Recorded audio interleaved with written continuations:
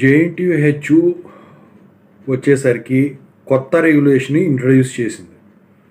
ఇప్పటివరకు R18, R22 ఉన్నాయి. ఇప్పుడు అంతకుముందు కొన్ని ఉన్నాయి. సో ఫామ్లో ఉన్నవి ఈ రెండు. సో లేటెస్ట్గా ఈ సంవత్సరంలో జాయిన్ అయ్యే వాళ్ళకు R25 రెగ్యులేషన్ ఇచ్చింది.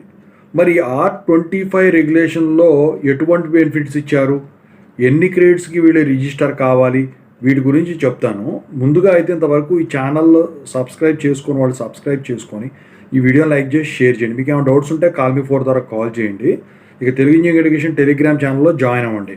ఇక టాపిక్లో వెళితే ఏంట్రా బాబు అంటే, మీకు జనరల్గా ఇప్పుడు R18, R22 వరకు 160 క్రెడిట్స్, అయితే R25కి వచ్చేసరికి 164 క్రెడిట్స్కి రిజిస్టర్ అవ్వాలి. అయితే 4 క్రెడిట్స్ ఏమో సబ్జెక్ట్ ఎగ్జామ్షన్ ఇచ్చారు, అంటే క్రెడిట్ ఎగ్జామ్షన్ ఇచ్చారు ల్యాబ్స్, ప్రాజెక్ట్స్ వీటికి కాకుండా. ఇక గ్రేస్ మార్క్స్ ఏమో 0.15% అడ్జస్ట్మెంట్, ఇంతకుముందు R13 వాళ్ళకి ఎలా ఉండేదో అలా అడ్జస్ట్మెంటు ఓవరాల్ టోటల్ నుంచి తీసి కలపటం చేయటం అయితే జరిగిందనమాట. గ్రేస్ మార్క్స్ ఉంది, క్రెడిట్ ఎగ్జామ్షను ఉంది.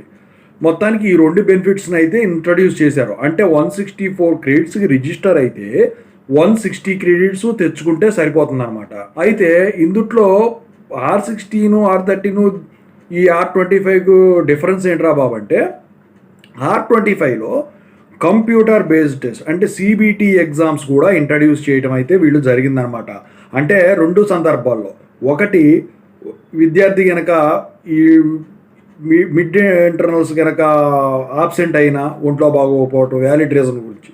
ఈ రెండోది వచ్చేసరికి 2 ఇంటర్నల్స్ రాసున్నా కూడా ఇంప్రూవ్ చేసుకోవాలి ఇంటర్మీడియట్ లాగా అనుకుంటే మాత్రం వీళ్ళు CBT ఎగ్జామ్స్కి అప్రోచ్ అయ్యే విధంగా అయితే వీళ్ళు ఫెసిలిటీ ఇవ్వడం అయితే జరిగింది. మరి ఇది అఫిలియేటెడ్ కాలేజెస్కైనా అటానమస్ కూడా అంటే ఓన్లీ అఫిలియేటెడ్ కాలేజెస్కి మాత్రం ఇవ్వడం జరిగింది. అటానమస్ కాలేజీకి ఈ ఫెసిలిటీ లేదు. అయితే ఇక్కడ మీరు గమనించాల్సింది ఒకటి ఉంది. తెలంగాణ వ్యాప్తంగా JNTH కింద కూడా అన్ని అటానమస్ కాలేజీలు అయిపోయినాయి, అఫిలియేటెడ్ చాలా తక్కువ ఉన్నాయి.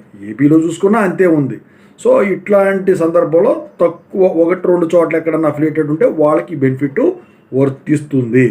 సో ఇదనమాట ఓవరాల్గా JNTH R25 రెగ్యులేషన్ బెనిఫిట్స్.